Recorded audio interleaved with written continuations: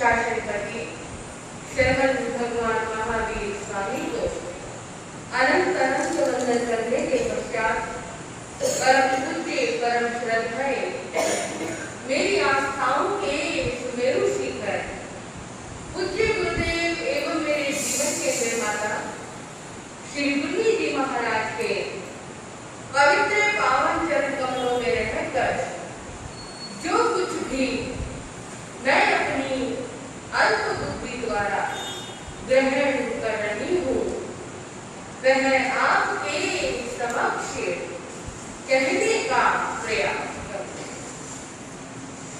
उपस्थित धर्म प्रेमी श्रोतागण, आप सभी भगवान महावीर स्वामी की मंगलमय कल्याणकारी धर्म देशना को श्रवण कर रहे हैं।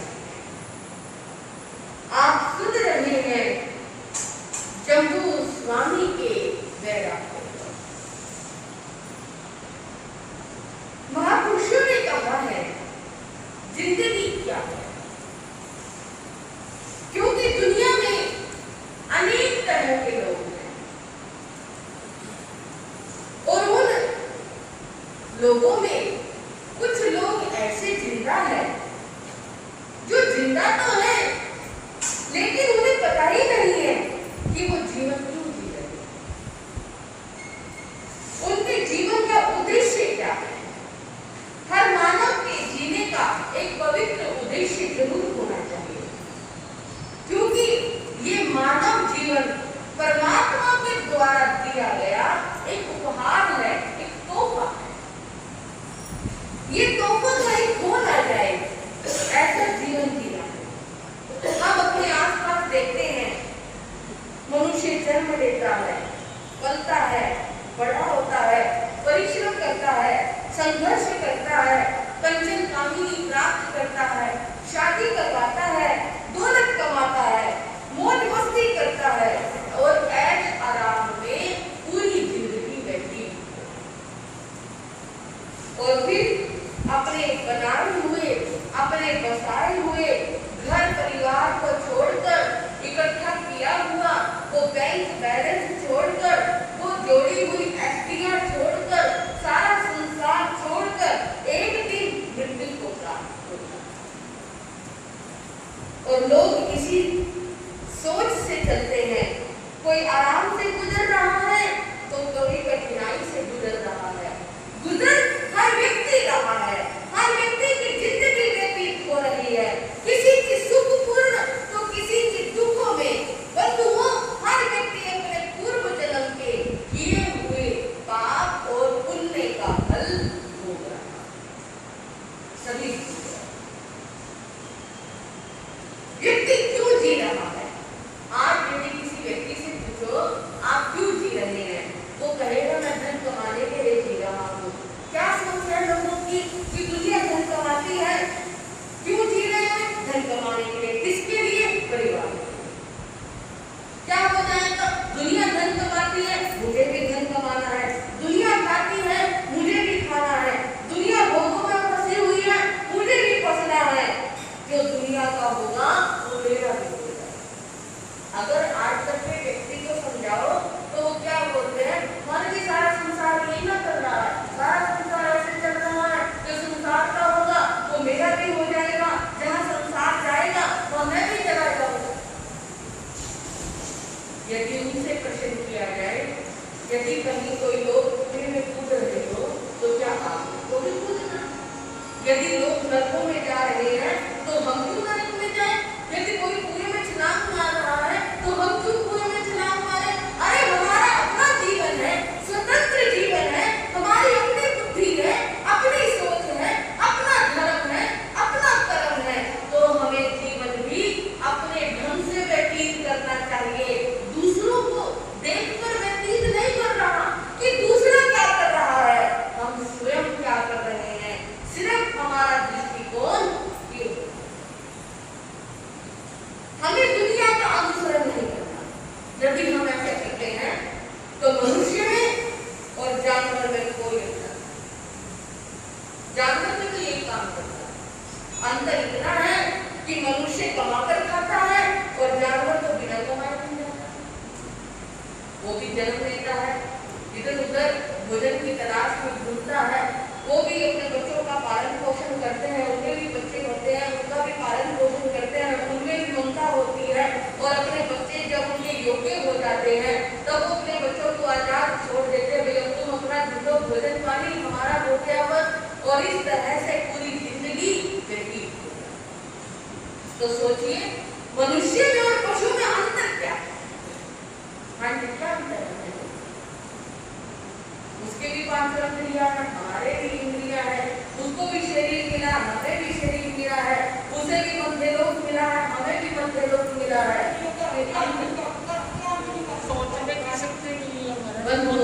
बिल्कुल सही, उनके पास बुद्धि नहीं है, हमारे पास उनके पास त्रियंच गति है, हमारे पास मनुष्य है। लेकिन इतना अंतर होने के बाद भी हम फिर भी मनुष्य होकर भी कई त्रियंच पशु जैसा जीवन को नहीं खाया पिया, जिंदगी व्यतीत की, बच्चे पाले पोसे बड़े कर दिए, उनको उनके पैरों पर खड़ा कर दिया, हमने अपनी जिंदगी व्यतीत कर दी।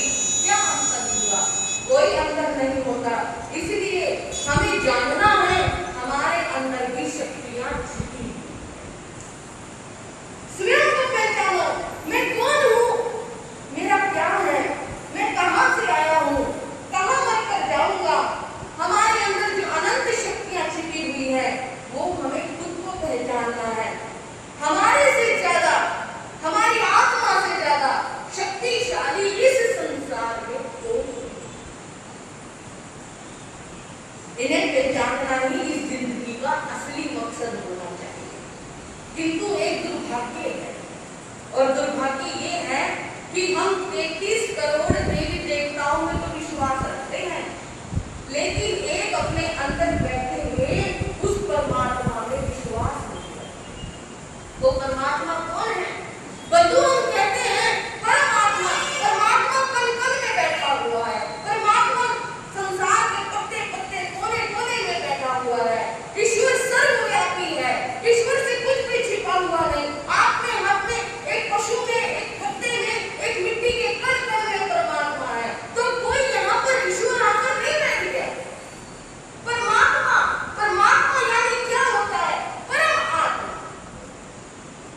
परमात्मा का अर्थ कोई ईश्वर नहीं है कि ईश्वर पत्ते पत्ते में बैठा है। ईश्वर पत्ते पत्ते में कैसे बैठ सकता है? ये सारा संसार आत्माओं से भरा है, ठसाठस है। प्रभु महावीर गौतम स्वामी को कहते हैं कि ये सारा संसार, ये सारा ब्रह्मांड आत्माओं से, जीवों से भरा पड़ा है, ठसाठस। इतना भी अंतर नहीं है, अणु परमाणु और आत्मा जीवात्माओं से भरा है। इसलिए कहा है पत्ते पत्ते में क्या है? आत्मा, परम आत्मा, वो परम आत्मा जो सर्वशक्तिशाली है, जिसके समान कोई शक्तिशाली नहीं है। वो परम आत्मा कण कण में व्याप्त है, वो परम आत्मा संसार के पत्ते पत्ते में व्याप्त है, वो परम आत्मा आंख में भी है, हम में भी है, चींटी में भी है, हाथी में भी है, एकेंद्रिय से लेकर पंचेंद्रिय तक, स्थावर से लेकर त्रस्त तक, ये सारा संसार भरा पड़ा है उस परम आत्मा। गीता में श्री कृष्ण ने कहा इस सारे संसार के कण कण में मैं, यानी श्री कृष्ण नहीं है कण कण में, मैं यानी परमात्मा, परमात्मा यानी मैं कहने का अर्थ था कि आत्मा, यानी मेरे समान जो भी आत्मा है, जैसे मेरी आत्मा है वैसे तुम्हारी आत्मा है। तो मेरे होने का अर्थ है कि इस संसार के कण कण में मेरे समान आत्माएं भरी पड़ी हैं। कहाँ बचोगे? कैसे बचोगे? किससे बचोगे? सिर्फ कोई दुखों में है, कोई नरक में है, कोई त्रियंज में है, वो सब अपने अपने कर्मों के अनुसार अपना अपना फल भोगते हैं। भगवती सूत्र में भगवान महावीर ने गौतम स्वामी को कहा, हे गौतम, ये जीवात्मा इस संसार का कोई कोना, कोई कण ऐसा नहीं, त्रस नाड़ी में जितने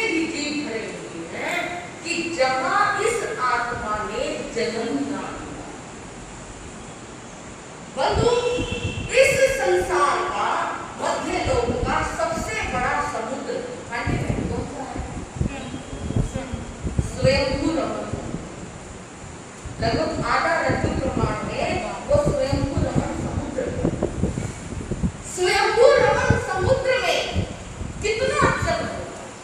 आधा रज्जु प्रमाण में जो स्वयंभू रमण समुद्र है कितना अक्षर होगा। भगवान ने ये कह दिया कि उस जल के बूंद बूंद में इस जीवात्मा ने एक बार नहीं अनंत बार। आप कल्पना करते जाओ तो भगवान की वाली उस बूंद में इस पृथ्वी पर कितनी वनस्पति काया, काई में भी, निगोद में भी, उस निगोद में, उस काई में एक एक कोने में अगर सुई के अगर भाग का हम निगोद को रखे तो अनंत जीव आ जाते हैं। भगवान कहते हैं उस अनंत जीवों में हमारी जीवात्मा ने प्रत्येक शरीर में अनंत बार जन्म लिया। ये जो वायु चल रही है इस वायु में अनंत बार हमने जन्म लिया। क्या कहा है परमात्मा, ये सारा संसार आत्माओं से तो भरा हुआ है और जग के कण कण में मैं हूं, मैं यानी आत्मा है। तो कण कण में मेरी आत्मा कैसे समाई? क्योंकि मैं अनंत बार यहाँ पर जन्म मरण कर चुकी हूँ। इस स्थान के कोने कोने में मेरी आत्मा अनंत बार जन्म मरण कर चुकी है। ऐसा संसार का कोई कोना नहीं जो मेरी आत्मा ने टच हुआ, लेकिन एक कोना का कौन सा कोना का कर दी ना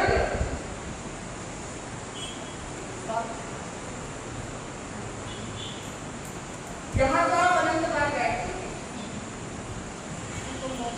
सर्वार्थ सिद्ध विमान में अभी तक हम सर्वार्थ सिद्ध विमान में भी अभी तक हम नहीं गए। सर्वार्थ सिद्ध विमान में जाने वाला 3 लोग 7 घूमने को प्राप्त कर देता है, वहां अभी तक हमारी भी आत्मा नहीं गई। तो बस वो कोना बाकी है, बाकी हमारी आत्मा ने कोई संसार का कोना। इसलिए श्री कृष्ण कहते हैं अर्जुन ये आत्मा तो संसार के कण कण तक घूम कर आ गई। फिर सामने जो लोग खड़े हैं किसकी बात कर रहे हो? ये तुम्हारे रिश्तेदार हैं। वो कहने लगे ये मेरे अपने हैं, ये मेरे परिवार वाले हैं, ये मेरे सगे संबंधी हैं। श्री कृष्ण महाराज कहने लगे हर बार हर जन्म में तुमसे 18 नाते जुड़ते हैं। हर जन्म में तुम एक नया परिवार बसाते हो और सभी से 18 नाते जोड़ते हो। तो संसार के कोने कोने में तुमने जन्म ले लिया है, तो ये सारा संसार तुम्हारा रिश्तेदार हो गया। इसको रिश्तेदारी कह रहे हो? ये सिर्फ खुली आंख के रिश्तेदार है। आंख बंद हुई हमारा दूसरा जन्म हो जाता है, दूसरे जन्म में दूसरे रिश्तेदार आ जाते हैं और ये रिश्तेदारी यहीं पर समाप्त हो जाती है। बंधुओं, इसलिए सोचना है कि मैं सर्वशक्तिमान हूँ, मेरी आत्मा परमात्मा है, मैं भी श्री कृष्ण बन सकता हूँ, मैं भी राम बन सकता हूँ, मैं भी महावीर बन सकता हूँ।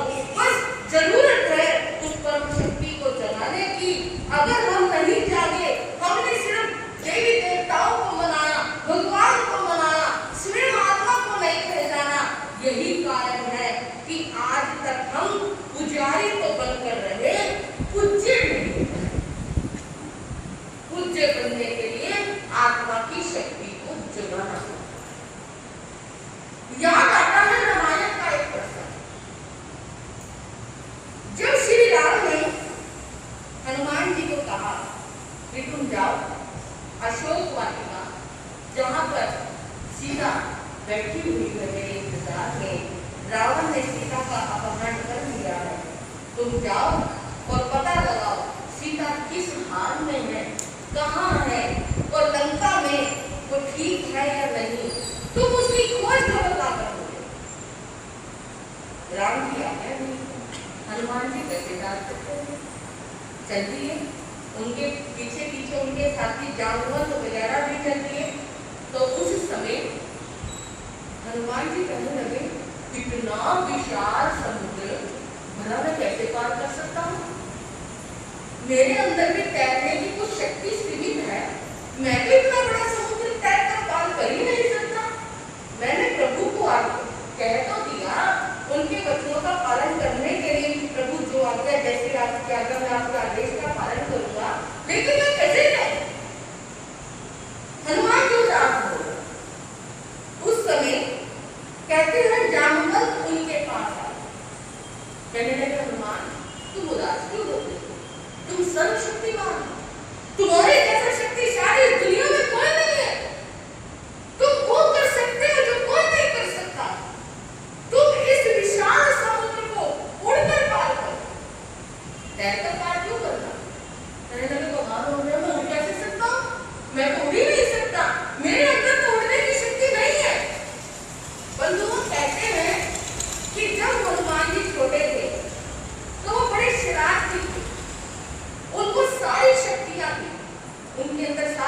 शक्तियां विद्यमान थी और बालक होने के कारण वो कभी कभी अपनी शक्ति का दुरुपयोग कर जाते थे। एक ऋषि साधना कर रहे थे और हनुमान जी ने बालकपन में उस ऋषि की साधना को खंडित कर दिया था। आकाश मार्ग से उड़कर वो उसके पास चले गए थे और उनकी साधना में विघ्न डालने लगे। तो उस समय उस ऋषि ने उनको श्राप दिया था कि जाओ तुम अपनी सारी शक्तियां भूल। लेकिन उस समय देवताओं ने कहा, हे ऋषिवर, आप हनुमान जी को ऐसे श्राप मत दीजिए क्योंकि आने वाले समय में इनको बहुत बड़े बड़े काम करने हैं। तब ऋषि ने कहा था कि मेरे मुंह से जो निकल गया वो सत्य है, अब मैं अपने वचन वापस नहीं ले सकता, लेकिन हाँ मैं इनको एक वचन और दे सकता हूँ कि यदि कोई इन्हें इनकी शक्तियां याद दिलवाएगा तो इनकी शक्तियां वापस हो जाएंगी। तो जामवंत कहने लगे, जामवंत को ये बात पता थी, वो कहने लगे हनुमान जी आप सर्वशक्तिमान हो, बचपन में आपने इसी आकाश मार्ग से ऊपर जाकर सूरज को भी क्या कर दिया था, निगल दिया था, अपने मुंह में ले लिया था। आप जैसा शक्तिशाली तो कोई भी नहीं है, आप पहाड़ों पर भी जा सकते हो। ऐसी कौन सा संसार का कौन सा कोना है जहाँ आप नहीं जा सकते। हनुमान जी को कहने लगे, याद करो अपनी शक्तियों को, याद करो तो उड़ सकते हो, अपनी विद्याओं को याद करो। तब जामवंत ने उन्हें याद दिलाया और हनुमान जी ने वहीं पर खड़े खड़े अपना 1,00,000 योजन ऊंचा वैक्ट्री लब्धि का प्रयोग किया और इतना शरीर बनाकर जय श्री राम की आवाज लगाई और आकाश मार्ग से उड़कर बंधुओं लंका में। क्या कहने का अर्थ है कि हमारे अंदर भी समस्त शक्तियां छिपी हुई है। भगवान कहते हैं प्रत्येक आत्मा में अनंत ज्ञान, अनंत दर्शन, अनंत चारित्र, अनंत तप, अनंत वीर्य छिपा हुआ है। सिर्फ अंतर है हमें उन शक्तियों को जानना है, उनको जगाना है, उनको जगाने के लिए साधना करनी है, खुद को पहचानना है, ये समझना है हम क्या करने के लिए आए थे और हमें क्या करना है। बंधुओं, जब हम खुद को पहचान जाएंगे, समझ जाएंगे, स्वरूप की शक्तियों को जागृत कर लेंगे, फिर इस संसार की कोई भी घटना हमें विचलित नहीं कर सकती। किसी कवि ने बड़ा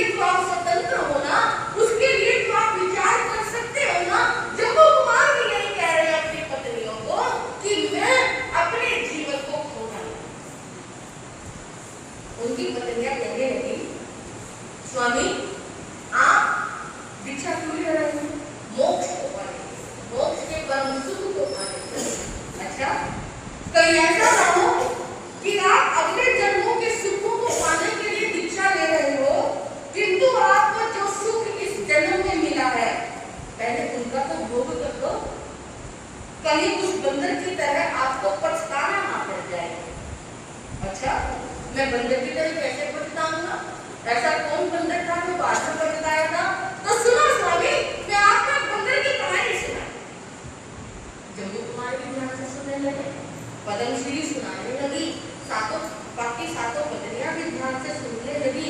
कहने लगे, किसी जंगल में एक बंदर बंदरिया का जोड़ा रहता था। और जहाँ वो एक डाल से दूसरी डाल, एक पेड़ से दूसरे पेड़ ऐसे कूदते रहते थे। वहां पर कूदते कूदते अपना जीवन व्यतीत करते करते वो एक सरोवर के पास पहुंचे। वो सरोवर जो बड़े ही सुंदर जल से भरा हुआ था, लेकिन उन्हें उस सरोवर के बारे में नहीं पता था। वो इच्छा पूर्ण करने वाला सरोवर। बंदर ने अचानक एक टहनी से दूसरी टहनी पर छलांग लगाई। तभी क्या हुआ, उसका पाप निकल गया और वो सरोवर में गिर गया।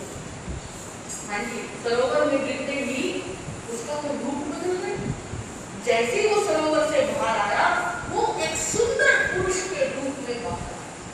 बंदर कहा, ये क्या मेरा रूप रंग सब कुछ बदल गया, मेरी तो गति बदल गई। ये सरोवर तो बड़ा ही महान चमत्कारी सरोवर है। उसकी बंदरिया ने देखा कि जो मेरा पति है बंदर है, वो पुरुष बन गया। उस बंदरिया ने भी उस सरोवर में छलांग लगाई और वो एक सुंदर, बहुत सुंदर युवती के रूप में बाहर आया। दोनों एक दूसरे को देखने लगे, अरे कमाल हो गया भाई, हमारी तो जिंदगी बदल गई। बंदर जो पुरुष बना हुआ था वो कहने लगा, जब हम प्रेम गति से मनुष्य गति में आ सकते हैं तो ये सरोवर तो बड़ा चमत्कारी है। चलो एक छलांग और लगाते हैं, मनुष्य से कहाँ पहुंच जाएंगे?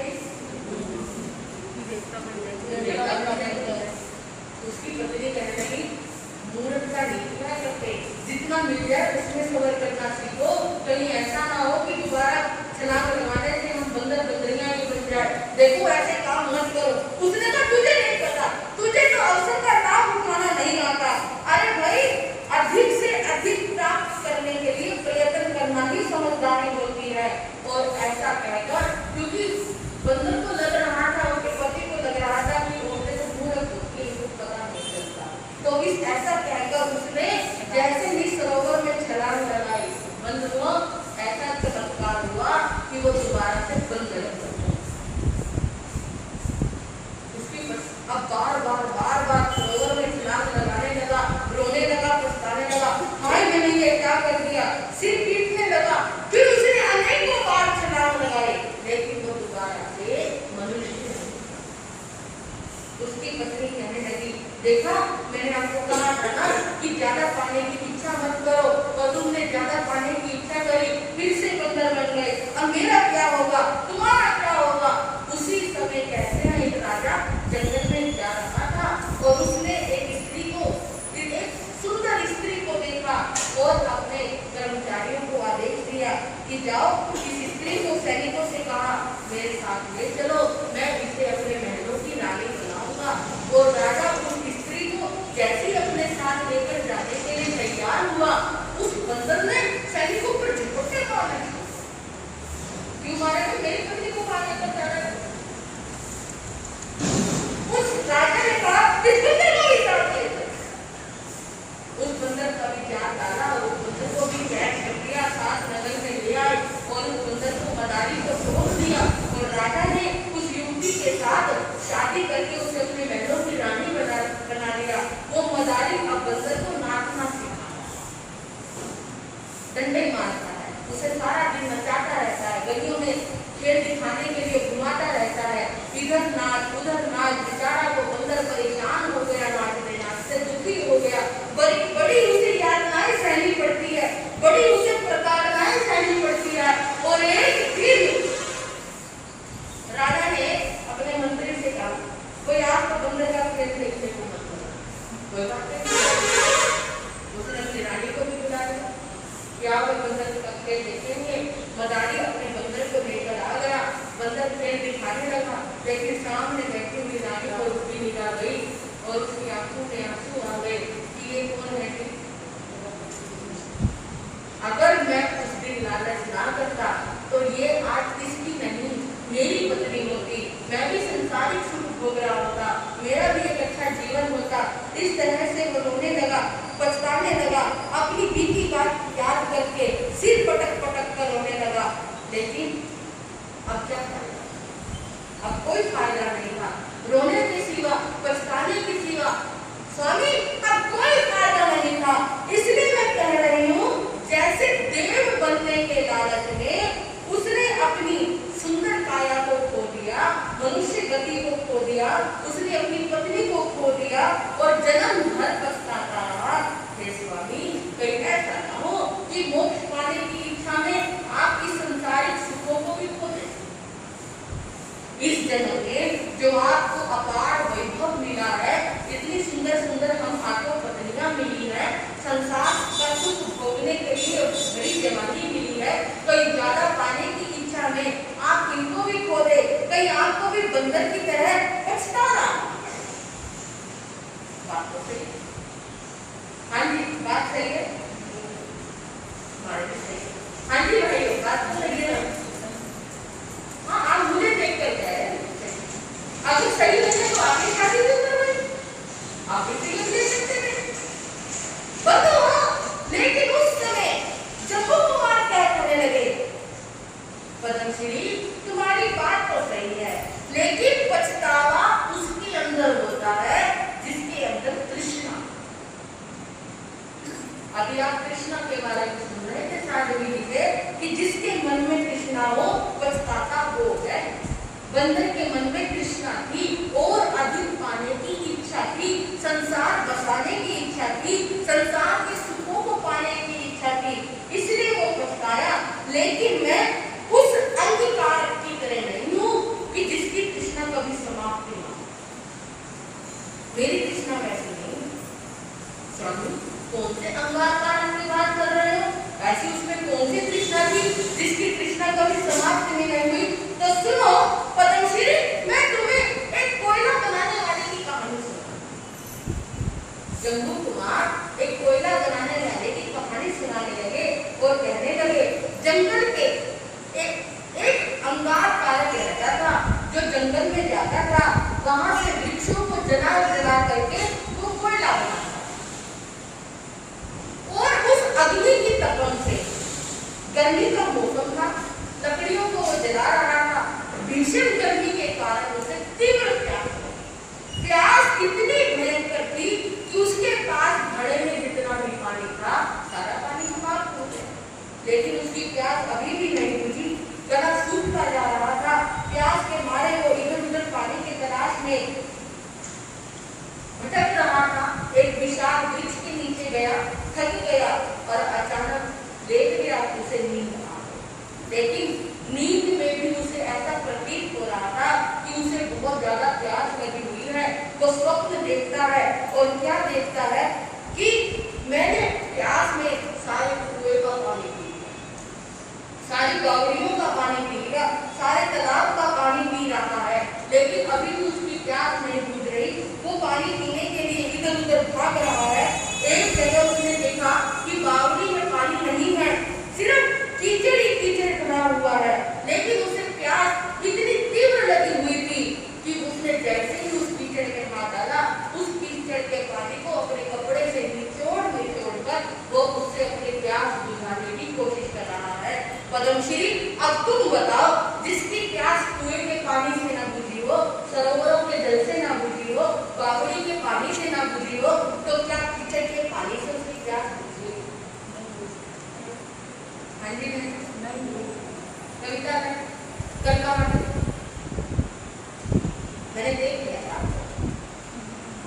बंधुओं, उसकी प्यास कीचड़ के पानी से भी नहीं बुझेगी।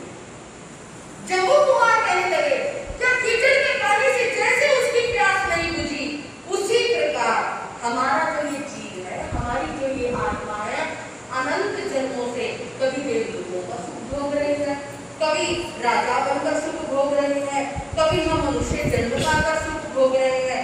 ऐसे ऐसे अनंत अनंत सुख भोग कर भी हमारी आसक्ति, हमारी तृष्णाएं, हमारी इच्छाएं समाप्त नहीं हुई। तो जब इतना सब कुछ पाने के बाद भी हमारी आसक्ति समाप्त नहीं हुई, तो क्या गारंटी है कि इस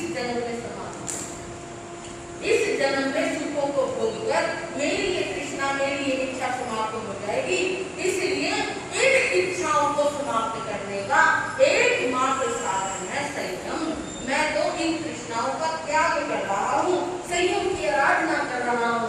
बंधुओं, जम्बू कुमार अपना विचार रख रहे थे, पद्मश्री अपना विचार रख रही थी, अन्य पत्नियां तरह तरह से कहानियां सुनाकर अपना प्रस्ताव रख रही थी। ये चरित्र बहुत बड़ा हो जाता है, सुनाते नहीं जाओ तो 4 महीने व्यतीत हो जाए, लेकिन मैं आपको संक्षेप में ही सुनाने का प्रयास कर रही हूँ कि जो रात भोग में व्यतीत होनी चाहिए थी, वो रात योग में व्यतीत हो रही थी। ऐसी वो स्वर्णिम रात किस तरह से व्यतीत हो रही है, आगे क्या घटना घटित होती है सुनेंगे अगले सदियों में। इतना ही कहकर मैं अपने विषय को विराम देती हूँ। और इसी के साथ प्रतिदिन 2 प्रश्न पूछे जाते हैं। उसमें आज का पहला प्रश्न है हमारे भाइयों की तरफ कि समोसरण में कितनी सीढ़ियां